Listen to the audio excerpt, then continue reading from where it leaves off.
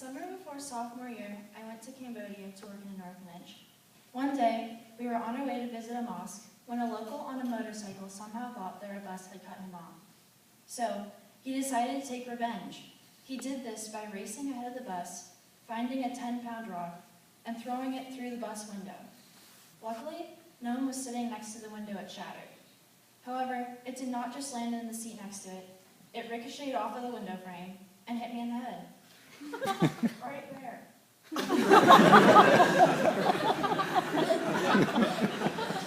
My head immediately started bleeding everywhere. I had no idea what had happened. For some reason, my first inclination was to believe that someone was storing rocks in the compartments above, and one had fallen on me and hit me in the head. When this no longer seemed logical, I assumed that the air conditioner had fallen on me. That wasn't right either. After it hit my head, the rock landed in my cousin's lap. When this happened, she immediately started screaming. Meanwhile, one of the counselors was trying to help me to the front of the bus. Within the 4 seconds it took the counselor to lead me to the front seat, her arm was covered in my blood, and so were all the seats I passed. It was an hour-and-a-half car ride to the local clinic, and by the time we got there were puddles of blood all over the bus, and I was drenched in it. The local clinic consisted of one room with a metal table in the center. The first thing they tried to do was give me a shot on my wound without cleaning it or anything. I did not agree with this, so I had to fight off what I had assumed to be self-proclaimed doctors until finally the counselor convinced them to just clean it. Then I went on a 3-hour car ride down a road made entirely of potholes to the capital of Cambodia. This is where there was a Western-style hospital where they took x-rays and gave me stitches like any American hospital would. After this, everything was fine, besides the fact that I was going to Laos the next week. When I arrived in Laos, it was time to have my stitches removed. Unfortunately, there were no hospitals near us, so in the hotel lobby, which looked like a filthy old asylum, the counselor put some Purell on his nail clippers and clipped out my stitches. My cousins were holding me up because I was on the verge of passing out. The next injury is not nearly as severe, but it's still on my face. When I was a few months old, my mom set me down on a counter with a metal rack next to it. She left for only a few seconds to get something, and I fell over and hit my head on the metal rack. And that's how I got a tiny scar right there. When I was 3 years old, I was going to a preschool for an ice cream social, and my dad, leading the way as usual, somehow forgot that his 3-year-old was walking behind him. I guess I just assumed that my dad would hold open the little gate for me. I thought wrong. The gate whipped closed, and on its way, it caught my lip, and it ripped it. And that's how I got a scar right there. Now we can move past my face. One day, my sister and I were playing on the trampoline. It had been about 20 minutes, so naturally, I needed to rest my 7-year-old body. I get off the trampoline, I go inside, and I'm sitting on the bed in my parents' room when I hear something. It's the sound of Gracie's laughter. Gracie's having fun without me? That can't be right. I look out the window to see my sister and dad jumping on the trampoline. He's double bouncing her. This obviously looks like fun to me, so I sprint back out to the trampoline so that I can have a turn. After tons of begging, my dad finally turns toward me and prepares to jump. This is one of those moments where things start to move in slow motion. My dad and I are looking at each other with expressions of pure joy as he jumps as high as he can. My eyes follow his comparatively massive figure into the air and back down.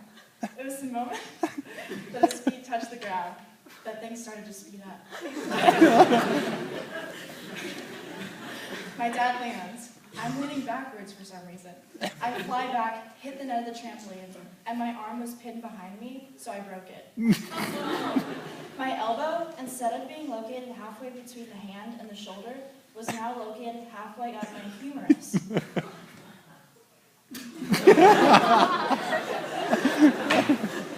My mom comes running out of the house, of course, because she hears me screaming. She gets me in the car, and between our house and the hospital, manages to run 6 red lights.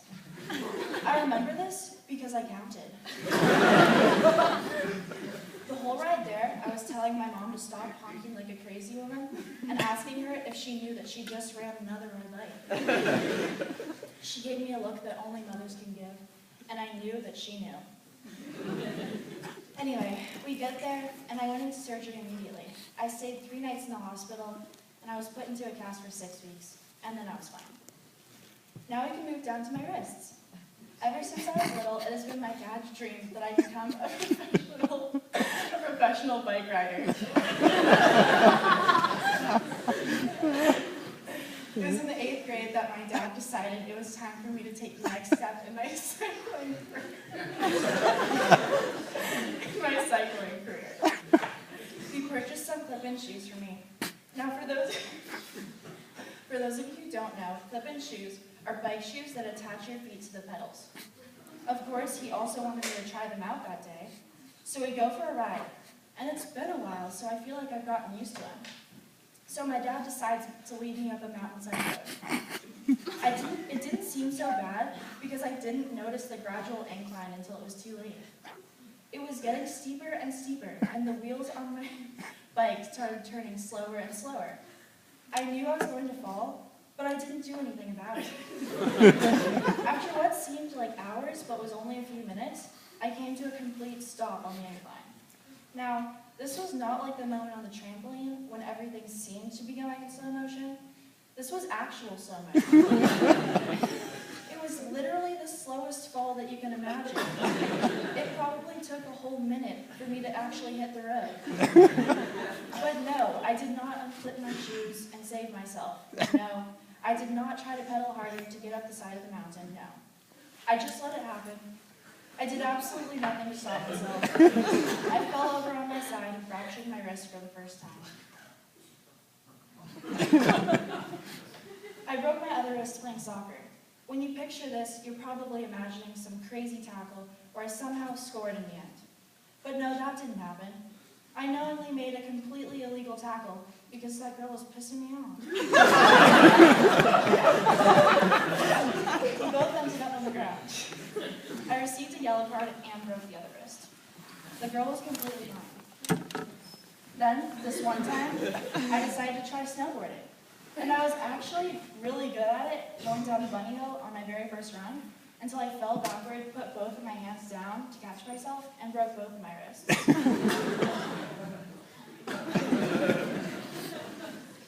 Now there's one more story I must tell you before we can move on from my arms and hands. When I was a sophomore, I took advanced chemistry. One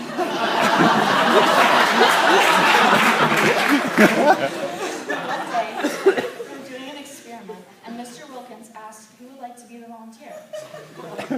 Being the star student that I am, I volunteered.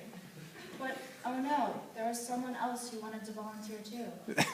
What were we to do? Classic game of rock, paper, scissors? Obviously.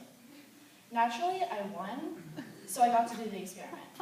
All I had to do was put a match into a huge plastic bottle. However, I did not know that when I did this, a 10-foot flame would protrude from the bottle. So after I dropped the match in, I did not move my hand.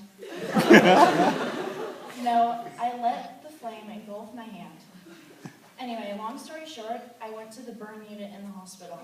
Yes, that does exist in real life, not just SVU. And I found out that I had 3rd-degree burns on my hand. I'll spare you the details, but I was fine in the end. This next injury is sort of a sore topic for me, because my friends still like to make fun of me for it. This one time, freshman year, I bruised my tailbone because I fell over the goalie trying to score in a soccer game, and I couldn't walk for a day, but I never used a donut. This one day, in middle school, I was at recess playing with my friends, and naturally after all this running around, you would get hungry. I did. So I'm running up the ramp to the snack bar, and around the snack bar, there's a seemingly harmless 2-foot concrete wall. I'd say that I'm pretty athletic, so I didn't even think twice about jumping that thing. So I'm running up to the wall. I make my leap. I thought I was over. I saw a wide arrangement of snacks. Acknowledge the presence of Fig Newtons. hit my shin against the wall and my face on the ground. Pause. Now this is the moment when you actually hurt yourself really badly, but you act like it's nothing. You just laugh so that it's less awkward for everyone watching you. And that's exactly what I did. Later that night, I learned that I had a bone contusion and I had to use crutches for a week. I decided to share these stories and hope that you might find some hilarity in my injuries as I often do in other people's. Ever since I can remember, my favorite thing to do has been to make people laugh. It's a satisfying feeling to know that you helped distract someone from something bringing them down, took some tension out of an awkward situation, or just spread happiness among friends. As Brad Garrett, the older brother from Everyone Loves Raymond, once said, "You take away all the luxuries of life, and if you can make someone smile and laugh, you've given the most special gift." Thank you.